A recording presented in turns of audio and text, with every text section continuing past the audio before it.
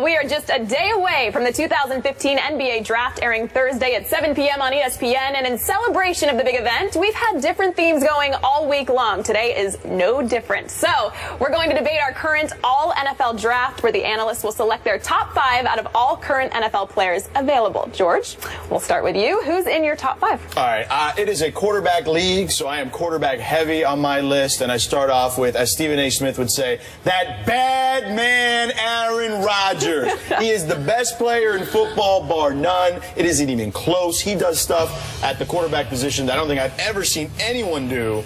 Then Tom Brady. You got to give respect to the man who won the Super Bowl and won all those Super Bowls, despite the fact he's in the basement at 345 Park Avenue for 10 hours yesterday. Then Andrew Luck. He is the next coming. He is the guy that I look at and I say he is going to be one of the all-time greats.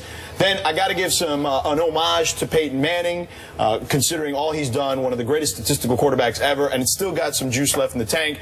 And I'll give defense a little love, but it's not J.J. Watt. And I know people get mad, and I really was torn on this. Wow. Do I go J.J. Watt? But I got to go with Revis Island. Darrelle Revis was the reason, as big a reason as any, that the Patriots won that Super Bowl. He is the chess piece that you can move around and changes the dynamic on a football field. I believe as impactful as any defensive player there is in the NFL. Even more than Sherman? More than Sherman, because he can move on any side and on anyone. As much as I love Richard Sherman, Richard, I love you. Don't get mad at me. Don't come on the show and yell at me like you did Skip. Please don't do that. I love you. You're my number 2 guy. Okay? You don't love him that much. But I don't love him as much as Revis, but I love him. But Revis is still my guy at number 5. All right, that's quarterback heavy right there. All right, LaChina. Well, I'm going with the youth movement because I think there are some young guys that are going to be very special, and I'm looking at the future for years to come. I'm starting with Andrew Luck.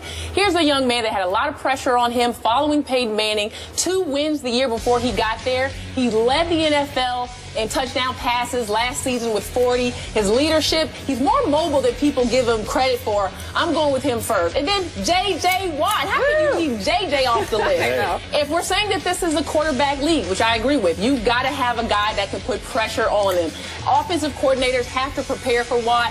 He will get after the ball. And then Luke Kuechly.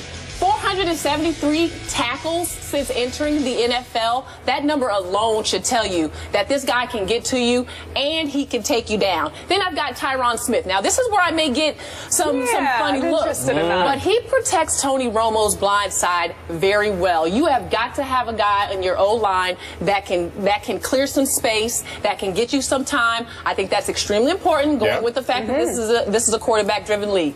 Last but not least, I'm going with Russell Wilson.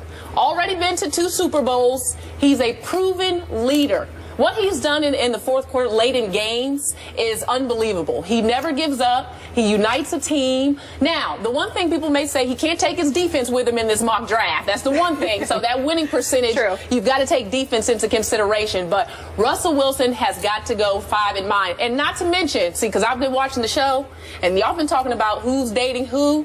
Russell and Sierra. What? That is a power couple. That's why I'll take him off the list. Aaron Rodgers dating Olivia Munn. Again, why he didn't make my list. Hey, you haven't seen Sierra's moves. Yeah. My next question, very well balanced, but you're going to take Russell Wilson over the reigning MVP Aaron Rodgers. Why? Just the age? Youth was a factor. Yes. I'm looking at a dynasty for years to come. Okay. Stephen A. is somewhere appalled that you didn't put Aaron Rodgers on that list. See, I went about this a little bit different. I did it as a GM. I did this. If I'm a GM and I'm picking my team right now, I'm starting one with youth, and it is a quarterback-driven league, Andrew Luck. He's the one that you want to be the solid foundation, and you want a guy that's going to be there for years to come, who knows how to win right now. Yes, he doesn't have the Super Bowl resume. Yes, he doesn't have the numbers that Aaron Rodgers has put up. But guess what? I can leave him there at quarterback, and in 5 or 6 years, he's going to have those numbers and make me look great. Number 2, people talk about how now the running back isn't worth what they used to be worth until you don't have a running back. I'm taking LaShawn McCoy.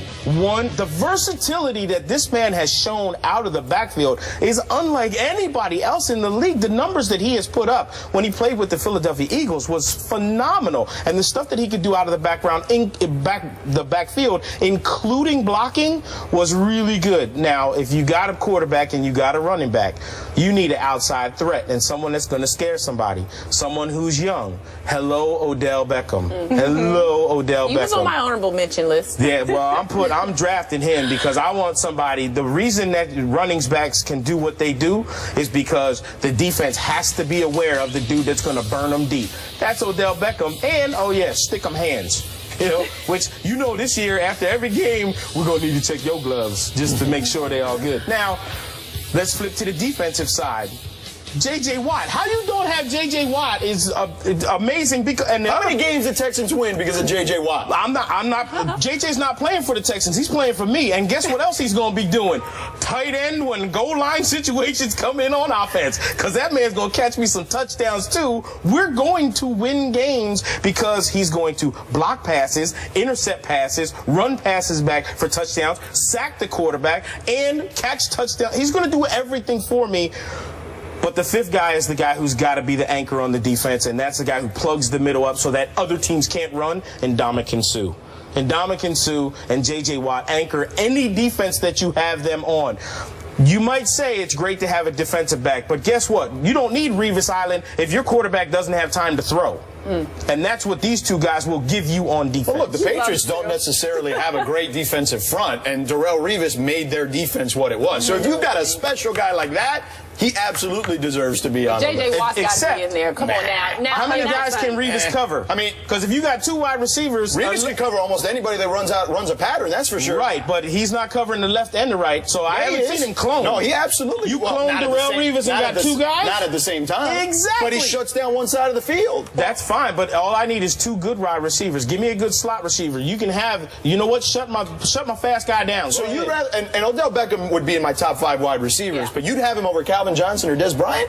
Ooh. Odell? Great question. Again, upside. I'm drafting the team right now, and you're talking about a guy who's 22 years old. Yeah, I think Des Bryant. Give me the 22-year-old. Give me the 22-year-old that his first time ran a 4.28. Yeah. But the thing about J.J. Watt is the tips and deflections, like you mentioned. First of all, you got to he's great. You got to commit a guy and a great. half, 2 guys to him to keep him under control.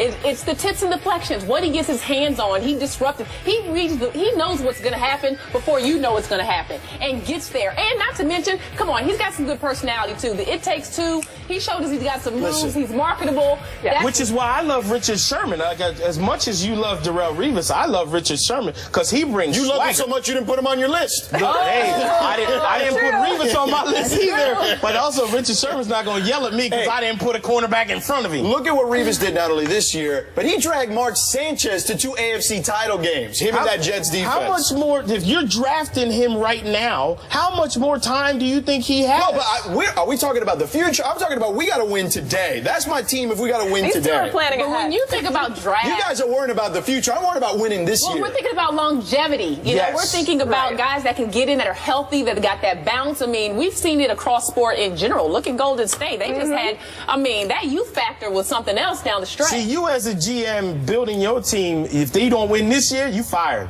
Me as a GM building the team, I got 3 years. Why am I built? Well, I got 4 quarterbacks. That's why you fired fast. In football, you have a shorter lifespan because of injuries and all of that. So I think you have to think about youth.